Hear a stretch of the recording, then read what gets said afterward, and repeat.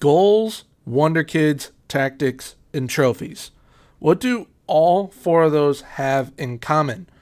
The brand new series right here, right now, ready to go for you, Tactical Road to Glory. Now, what exactly is Tactical Road to Glory? It is a series brand new here to my channel that I thought up and am really excited to bring to you guys. And here are kind of some rules and some info on it. So every season, a new tactic is used. A vote will take place at the end of each season to determine the next tactic being used.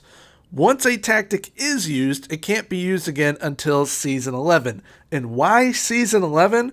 From Season 11 on, we're creating the ultimate FM23 tactic in the hopes of winning the Domestic League, the Champions League, and the top domestic cup of whatever league we may be in that same season. In total, there will be 10 individual tactics ready for you guys to download at the end of those seasons, plus the ultimate FM23 tactic at the end of the series.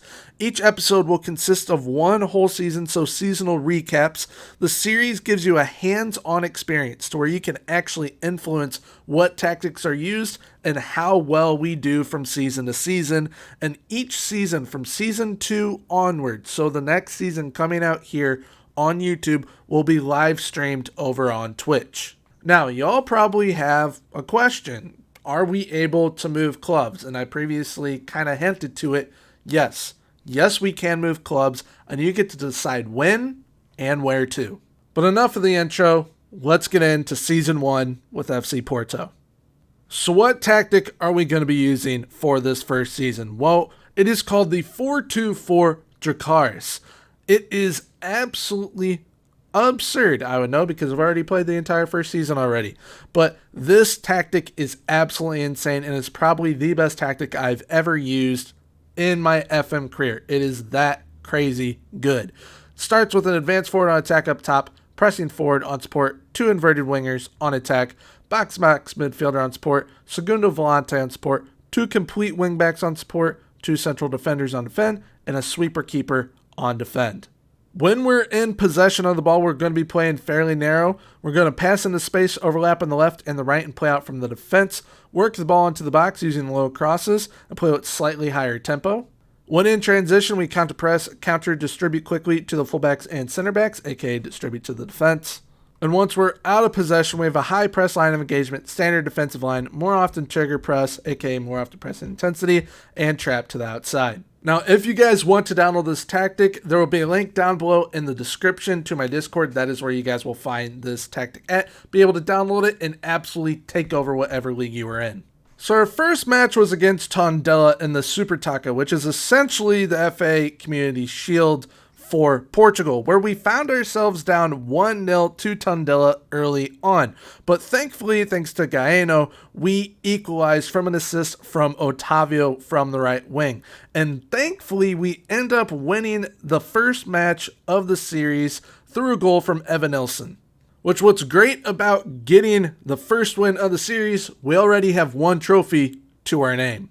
Now, our first league match was against Santa Clara, where, honestly, we straight up dominated, getting an early goal from Gaeno. Then, Mateus Uribe misses his penalty, but follows it up and puts that one home, putting us up 2-0, where we then find Cardoso for a header, putting us up 3-0. Otavio is pressing the defense. He ends up winning the ball. Evanilson puts us up 4-0. But then Santa Clara find a way to get on the board and make it 4-1 here with a goal from Ricardinho, where I honestly think Thiago Costa should have probably had that. But we make it 5-1 here, which, I mean, we just, like I said, outright dominated with another goal from Evanilson. And what is impressive about that game, not just us winning 5-1 in our first match of the regular season, but that goal against Santa Clara is the only goal we give up through our first 7 games in the league, which included a 3-0 win over Boa Vista, 4-0 win over Portimonense, 5-0 over Vizela, 2-0 over Arusha, 2-0 over Pacos de Ferreira, and a 3-0 over our big-time rivals, SL Benfica. And during that time, we lost one of our main men up front, Mehdi Taremi, to Chelsea. and our midfield maestro Mateus Uribe to Manchester United, both going for a combined fee of £27 million. Now, those £27 million we made off of Tremi and Uribe allowed us to bring in Marcus Leonardo, Brazilian wonder kid from Santos, who became our star man by the end of the season, and he was absolutely unbelievable in that pressing forward on support role. Now, with those two sales of Tremi and Uribe happening, we ended up snapping our 7-game winning streak against Braga as they beat us 3-1. Marcus Leonardo also made his debut this game. He played all right, not fantastic. Evan Nilsson getting on the board once again, but Banza and Abel Ruiz were just absolutely otherworldly for Braga in this match. And Braga at home, very, very tough opponent. Unfortunate for us, we ran into them on a very, very good day for them. Now, by this time, Champions League football was well underway as well. Our first match came up against the big dogs in our group, and that was Liverpool, where Hendo would get them on the board in the first 2 minutes of the match. But thankfully for us, Gaeno would equalize. Which thankfully for us, at Anfield, we got a draw. But next up was Inter Milan, where Lautaro Martinez put Inter Milan up within the first 5 minutes. Early goals are starting to become a problem for us. But Marcus Leonardo gets his first goal for us against Inter Milan at home at the Dragao, which the Dragao has become an absolute fortress for us as of late, even though Lautaro Martinez bags a brace against us. But Otavio finds Cardoso, which then the rebound finds Grujic at the back post, leveling us at 2-2, and then Evan Nilsson bags another one, getting us the win of a 3-2 victory where we honestly absolutely dominated. Next up was the halfway point in our Champions League group stage where we play Marseille at the Dragao, and Evan Nilsson puts us up early. Our group, as you guys can tell, Liverpool, Inter Milan, Marseille. Group of death right there with us included. But we are right now making things look very easy against Marseille, as we now will find ourselves up 4-0. Evan Nilsson already having 2 goals. He was an absolute machine for us this season. Absolutely unreal. And Gaeno getting a goal assisted by Marcos Leonardo in that pressing forward on support duty. Absolutely insane player in that role, but Malinovsky gets one back from Marseille, making it 5-1. But thankfully for us, we just add insult to injury for Marseille, where Steven Eustachio, the Canadian, finds another game where we absolutely dominate statistically. Now, unfortunately, the good times would not last all the way in the group stage for us here at Porto, because we ended up getting annihilated in our next 3 games. The first one being at Marseille, where we lose 4-1. Playing there is like playing the French version of Galatasaray. They are very intimidating. But then we lose 5-1 to Inter Milan and then 4-1 to Liverpool at home this time, which that was our first loss at the Dragao in months. And as we could see from the league form, when I say months, I mean before I even took over as manager, because we have yet to lose at this point at home at the Dragao. That is how well we are at home, and it truly is the Dragao Fortress for us. Now, our league form saw us at the top of the table in a very tight race between us, Benfica, Sporting, and Maritimo, surprisingly. They were very, very good. But we also found ourselves in the quarterfinal of the Alliance Cup, which Porto have actually never won in their history. And in that quarterfinal, we are playing the club that I just mentioned, Maritimo. But Evan Nilsson makes it his mission to just absolutely destroy them in this game, as did Gaeno. Gaeno absolutely embarrasses the keeper right there. And I mean, this game, we were just otherworldly. Very, very good side, especially with this tactic. It turns us in to like prime Barcelona. That is how good we are with this tactic. And interesting fact about the Alliance Cup, you have to play U21 players, at least 2. So we were playing 2 of our younger players, allowing us to get looks at Fulla and Andrade. Now, that wraps up the first half of the season. We're in now a semifinal for the Alliance Cup. We're sitting pretty in the league, sitting atop of the standings, and Also, we are now in the Europa League because we ended up finishing third in our group. Liverpool and Marseille going through in the Champions League, Inter Milan knocked out entirely. Now, being that we were absolutely smoking the competition in Portugal, but unfortunately bowed out of the Champions League, thankfully still having Europa League football, and everyone actually performing super duper well, we got raided in January, and I mean absolutely raided. First victim was Claudio Ramos. He ends up going to Shabab Al-Ali, which I believe is in one of the Middle Eastern leagues, I think. Sold him there for £3.2 million. Then we lost our starting left back, Zaidu Sanusi, to Al Duhail for £2.3 million, rises to 2.9 with installments. We lost our backup striker to Marcus Leonardo and Evan Nilsson and Tony Martinez to Everton for £10 million. We lost one of our starting center backs in Fabio Cardoso to Fiorentina for £8 million. We lost Andre Franco to Celta Vigo for around 2.4, I believe it rises to 2.8 million pounds. We lost our star midfielder Otavio to Manchester City for 40 million pounds up front, but 10 million pounds in add-ons. So I mean, eventually 50 million pounds in total for this sale.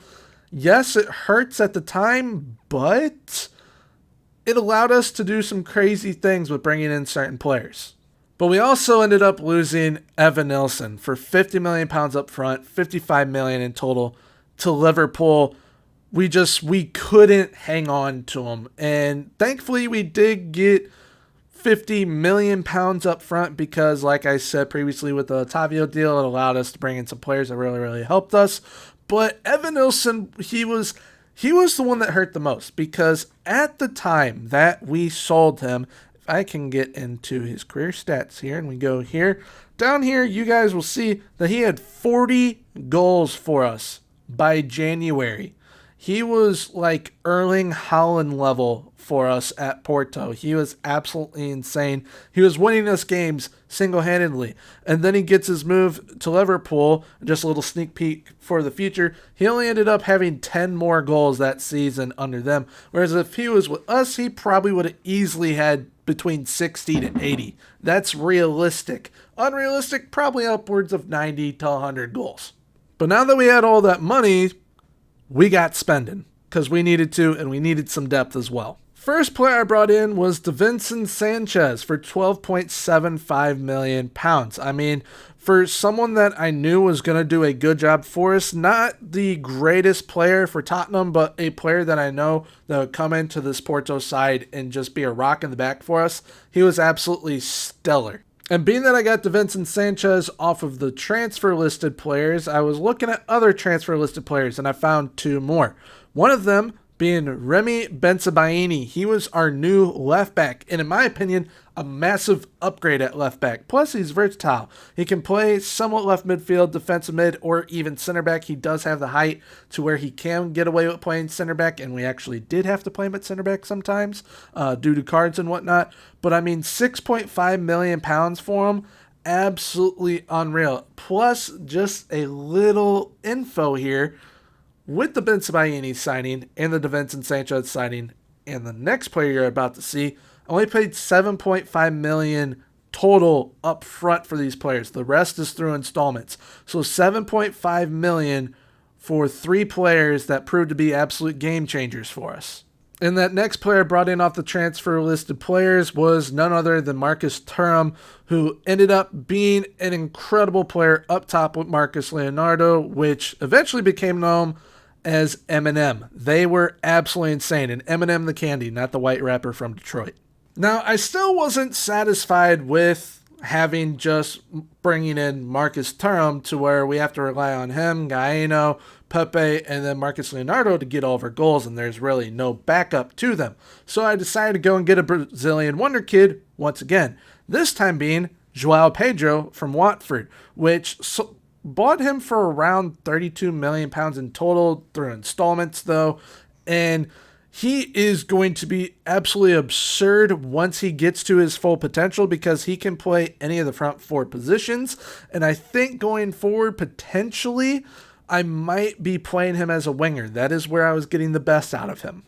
Now, with losing Otavio, I needed another central midfielder to play that box-to-box role because Steven Eustáquio was playing as the Segunda Volante. He absolutely kills it there, by the way. So if you guys ever need a Segunda Volante, bring in Steven Eustáquio from Porto. But I went and got another South American, another wonder kid, and this time this player has won a World Cup in reality. Brought in none other than Thiago Mata from Atlanta United in the MLS. And what's funny about him, now right now you will see that he can actually play central midfield and that he's pretty good at it. When I originally brought him in, he was not good at it whatsoever. I'm talking two-star current ability. Same thing with Marcus Leonardo, by the way. When we brought him in, he was 2-star current ability. But now they're both absolute world beaters because I didn't trust the stars. I knew what they could do, knew what he could do based on his attributes, and just played him, and he became an absolute baller for us, scoring some pretty important goals, getting some very important assists later on in the season. But bringing in Thiago Almada actually for less than what I got Joao Pedro for. So that was very surprising, being that I kind of feel he is a slightly better player. Now, this next signing is kind of meant for season 2, or just so that Porto has another Portuguese center back that is going to become very important for them. Andre Amaro is who I brought in from Vitória de Guimarães, and he is very solid, 20 years of age, 6'1". Bought him for 23 million, I think it was around there, with installments, of course. Loaned him back to Vitória because I didn't want him really sitting on the bench. I wanted him coming in because I know that we're probably going to get rated in season 2 based on what we did.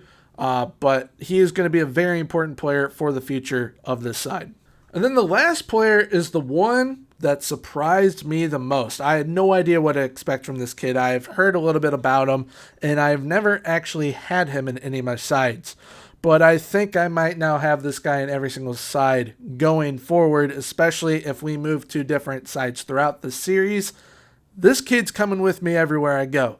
Mr. Ibrahim Adel, Egyptian wonder kid from Pyramids.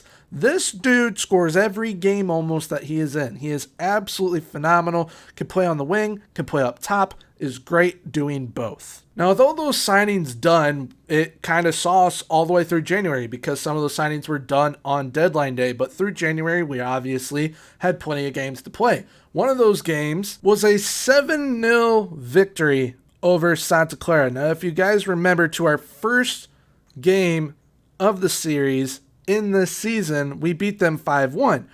Our second meeting within the league, we beat them 7-0, and this is with a majority of those new signings in. The only ones that were not here yet were Adele, because Mario, we ended up loaning back out to Vitória. But, I mean, everyone was contributing. You got Sanchez chipping in with a goal, Gaiano getting a goal. You have Marcus Thuram eventually getting a goal. Right there is one of them, actually. And everyone was just absolutely on fire. Like, there was no stopping anyone. And seeing that and seeing the statistics that we put up for this game, this team was going to be a force with these new signings. Now, also in January was the Alliance Cup final, which we found ourselves playing in against Benfica. And as we could see there, Marcus Leonardo put us up early on in the game, talking first couple of minutes. And keep in mind, this is that cup that you have to play U21 players in. Marcus Thuram getting another goal for us. Gonzalo Ramos finds Neres. Neres, absolute banger of a goal against us. But Benfica had Antonio Silva and Andreas Sheldrup as their U21 players who are everyday players for them, which João Mario gets an equalizer late for them. But thankfully, from João Mario to Gaiano, Gaiano finds Marcus Leonardo. Marcus Leonardo gets our second trophy of the season, and we are off and running with this new group of players, and they are really showing, okay, maybe those sales were actually needed to where we have the perfect players for not only this tactic, but depth-wise as well. Now, being that the transfer window is now closed, the January game's done and over with, and we have another trophy to our name in the Alliance Cup, which, if you guys remember what I spoke about earlier, that will be the first one in FC Porto history under our management and under this tactic as well. We unfortunately, though, in February, lose our second game of the season, and it's to someone that I did not really take too seriously, and that's probably my fault and why we lost the game. Now, we found ourselves playing Astoril Praia, I believe that's how you say it, where Francisco Giraldez puts them up early on with a 1-0 lead, but Galeno ends up finding Ibrahim Adel, which Galeno then gets the ball again, finds Ibrahim Adel again, he levels things up.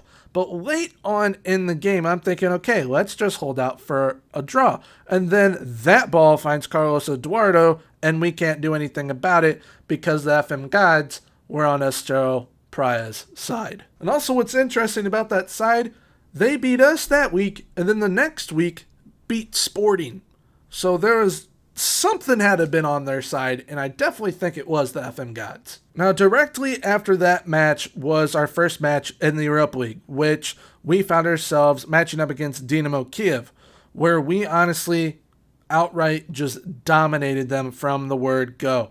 Once again, playing at the Dragao Fortress, it is just, it's like a superpower for us, to where we know if we're playing at home, we really don't have a chance of losing, and they proved it in the Europa League and Cups in the league all season, which in the league all season, we did not lose a single game at home, and you guys can see why. Just this team and this tactic, all of them clicking every single moment, and I mean Marcus Leonardo just being an absolute lethal machine against Dynamo Kiev as we win 6-0 in this match. Now, in the second leg against Dynamo Kiev, things continued to lean our way as we dominated, not like we did in the first leg, but still, we put them to bed and won 9-0 on aggregate as we won the second leg 3-0, which this goal right here from Marcus Thuram sealed the deal. Now, after we played Dynamo Kiev, we matched up against Red Star in the Europa League, which, once again, at the Dragao, we showed them who is boss. Even though early on they did make it level here with a goal from Pesic. I don't even know what we were doing defensively, but I mean, we, once again, after that goal, just outright dominated, showing that we're just light years ahead of sides like Dynamo Kiev, of sides like Red Star, and other ones that you will see here in the near future. But, I mean, Galeno, Marcus Leonardo, Marcus Thuram, they're just absolutely unbelievable up top together. And you see Almada having that ball to Joao Mario, who finds Marcus Leonardo. It is just nonstop playmaking magic, and it is unreal how good this side is together in this tactic. So if you guys want to use this tactic, highly suggest doing so, because you are just going to become a machine. Now, in the return leg going to Belgrade, things went a bit differently. We didn't dominate like we have been. Ivanic puts them up early, making it, I believe it was 6-2 on aggregate at the time, but Eustachio finds Galeno, who somehow wins an aerial duel against their left back, who I'm pretty sure had a height difference in his favor as well. But then Marcus Thuram puts us up 2-1, making it 7-2 on aggregate. But Ivanic is going to find Katai. Katai finds Pesic, and Pesic gets his second goal of this two-legged tie. And, I mean, statistically speaking, very, very even that time around. Whereas in the first leg, we outright dominated, but we won 8-3 on aggregate. So we actually won I can't do math right. Won the first leg 6-1, second leg was 2-2, aggregate 8-3. There we go. I can do quick maths. But after that match, it saw us playing Benfica in a vital game in the league. Whoever won this match would surely go on to win the league. That is how close things were between us.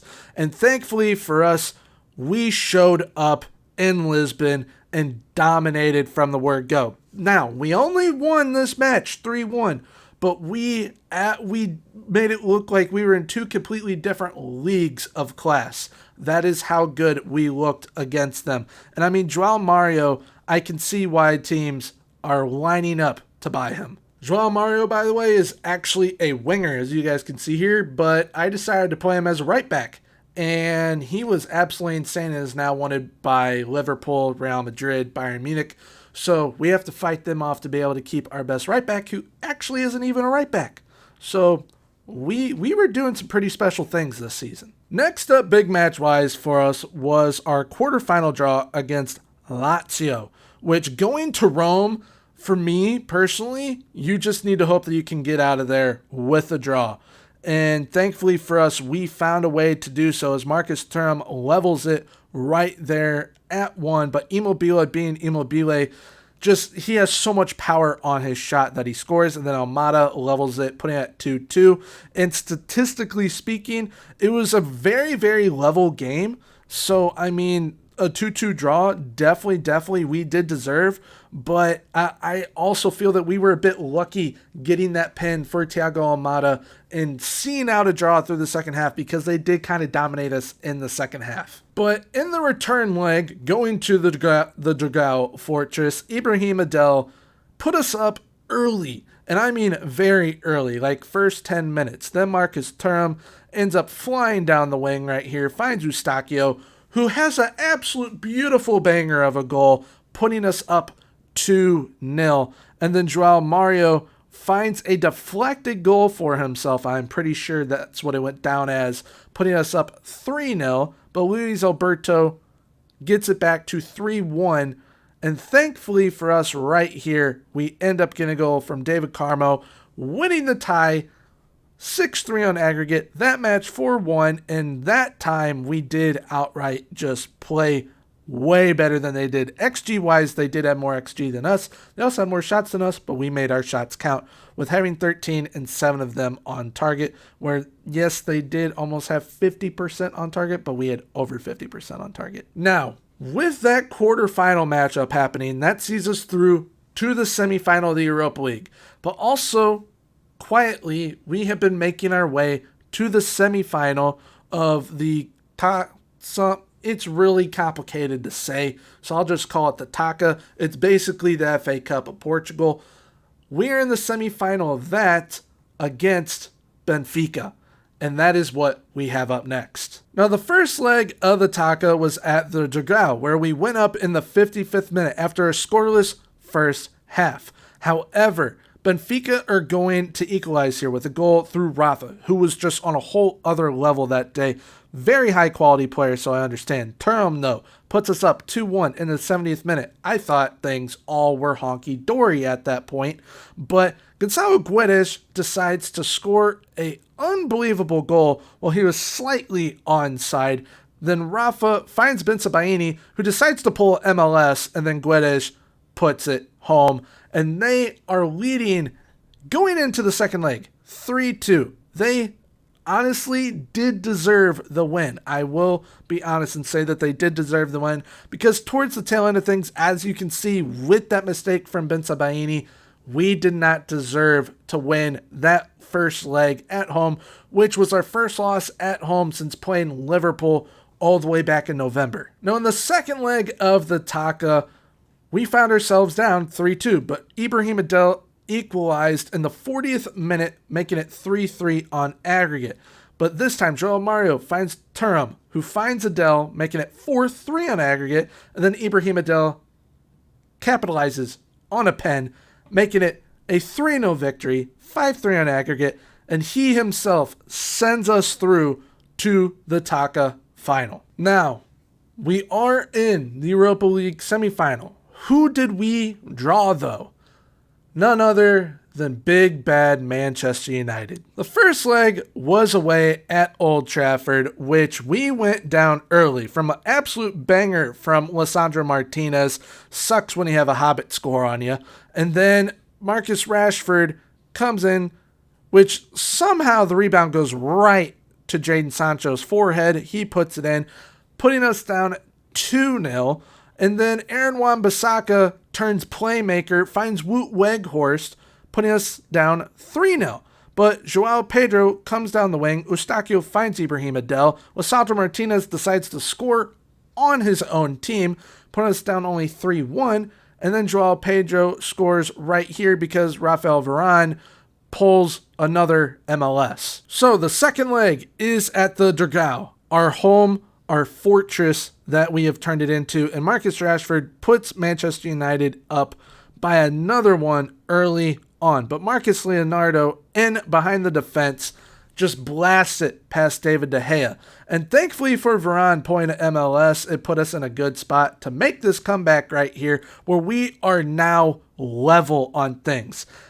Davinson Sanchez finds Gaino to Almada to Ibrahim Adel, and we win 3-1, 5-4 on aggregate, dominating that game, by the way, at home. Almost 60% possession, almost 3.5 goals on XG, 22 shots, 9 on target, and we have booked our ticket to the Europa League final. Now, in between those Man United games, for the semifinal with the Europa League, we had a match against Casa Pia.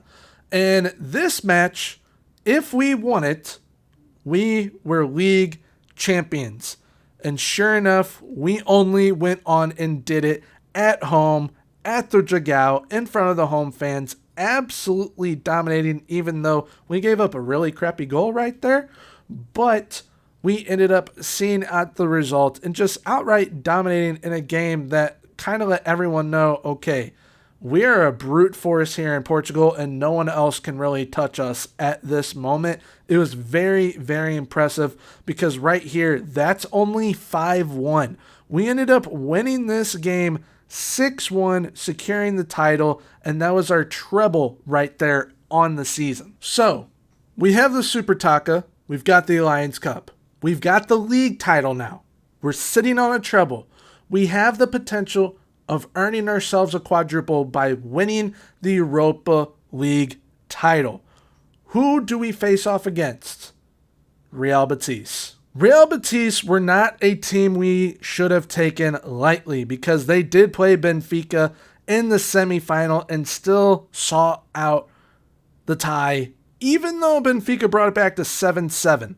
But thankfully for us, we have someone named Marcus Thuram.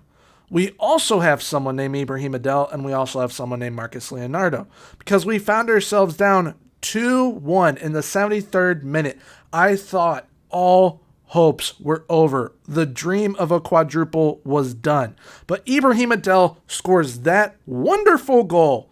And then in the 115th minute, Gaino finds Ibrahim Adel, who hits it off for a rebound. Marcus Leonardo puts it home. And we have 4 trophies to our name in Season 1 with the 424 Dracarys. So now we have the quadruple. We're also in the Taka final. So we have a chance at a quintuple. And in the second minute of it, Bensebaini somehow scores that. Which basically means, okay, this is our day. We probably have a pretty good chance of winning this, right? Yeah, you're right. Marcus Leonardo makes it 2-0.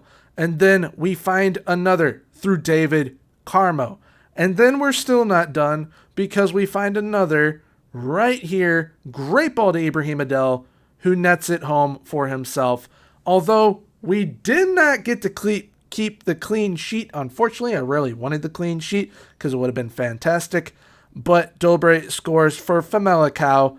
And we end up winning the Taka final and having a quintuple in our very first season of the Tactical Road to Glory. So, all in all, here's what we have achieved with the 424 Dracarys. A league title where we won it on 88 points, and Evan Nelson, who left us in January, finished joint top goal scorer. That's how freaking good the dude was. A Europa League title, which we won because we finished third in our group of death in the Champions League, where Marcus Leonardo ended up winning the Golden Boot. He also won the Next Gen Award, by the way. We won the Taça de Portugal Placard. There we go. I actually think I said it correctly. We won the Alliance Cup over Benfica when they had the better youth players. And we also won the Super Taça Candido de Oliveira, which that is an absolute mouthful. But we did the quintuple in our very first season with Porto, absolutely dominating with the 424 Dracarys. Now, overall, how did the players do? Well, we could take a quick look right here. If you want to throw Evan Nelson in there, you definitely can because he had 40 goals by January. But Cayeno and Marcus Leonardo both with 33. Marcus Thuram, who joined in January, scored 27 goals in that amount of time. And Ibrahim Adel with 16. Next highest was David Carmo at 9. Assist-wise, we've got plenty of players with double digits. Cayeno at 22. Eustachio at 21 in that segundo volante role. Marcus Leonardo, the pressing forward on support, who sometimes for some reason would drop all the way down in front of the defense and make an absolutely insane pass. He had 19. Thiago Amado at 15. He joined in January. Pepe with 14. And Joao Mario, our winger, who he played as a right back, with 10. Next highest after that was Marcus Thuram at 9. XG-wise, everyone performing pretty well. Pepe did underperform his XG, unfortunately, which did frustrate me. But what I was happy about was that he did have a 5-assist game, which was absolutely nuts. But our best player on the season was Cayeno with a 7.65. When he played, he was just... He was definitely a difference maker. But what really helped make a difference was Marcus Thuram, Marcus Leonardo, and Ibrahim Adel. Because all three of them can play as a striker. All three of them can play as wingers. So I could interchange them. And if I needed a height advantage over the opponent, I would switch Marcus Thuram with Ibrahim Adel. And it alone helped us beat Manchester United. It was very impressive what this side could do with this tactic. Also, we have a really good-looking youngster that came in through the youth intake in Luis Dominguez, who potentially could become one of our best players and is already worth almost £10 million solid. But now that we have gone over Season 1, it's now time to vote. Here are the 3 tactics that you guys are able to choose from. The first tactic being a classic 4-2-3-1. The second also being a classic tactic, the 4-3-3. Or we go with a 5-2-3. And you're probably wondering, why are we going with a 5-2-3 when you have so many wingers and attackers? That's because there's also a second vote for you guys. Now, the second vote is to change clubs, to move on already. Where would it be to? Inter Milan. The Inter Milan job is open. And currently, the man that is leading the way for best odds to get the job is former Porto manager and former Inter Milan manager, Jose Mourinho. So, we could stay at Porto and try and beat out what Jose did, which I'm sure we could definitely achieve in the season because we only need to win 2 more trophies to tie it, or we try and do what we did at Porto at Milan in Season 2 and play either the 4-2-3-1, 4-3-3, or the 5-2-3 at Inter Milan, or we can stay at Porto and play one of those 3 tactics as well. So, 2 different votes. Yeah, vote for which tactic we use, that being the 4-2-3-1, 4-3-3, or 5-2-3, and if we stay at Porto, or if we move on to Inter Milan. Now, that wraps up today's video. If you guys did happen to enjoy the first episode of Tactical Road to Glory, please feel free to leave a like, comment, and subscribe. Comment down below what tactics you guys would like to see as well, because I might be throwing some of those into the votes in the future so that we have some pretty diverse tactic ideas in there. But yeah, definitely get voting. There will be a link down below for you guys to vote for both of them. It'll be like one of those Gmail type ones. So all you got to do is just create an account, or if you already have an account, you'll just go on there, vote, and I will be able to see all the results. And then in 2 days' time from this video going live, we'll be live over on Twitch streaming Season 2, whether it be FC Porto or Inter Milan. Once again, if you guys happen to enjoy, please leave a like, comment, and subscribe. And until next time, have a good one. Bye-bye.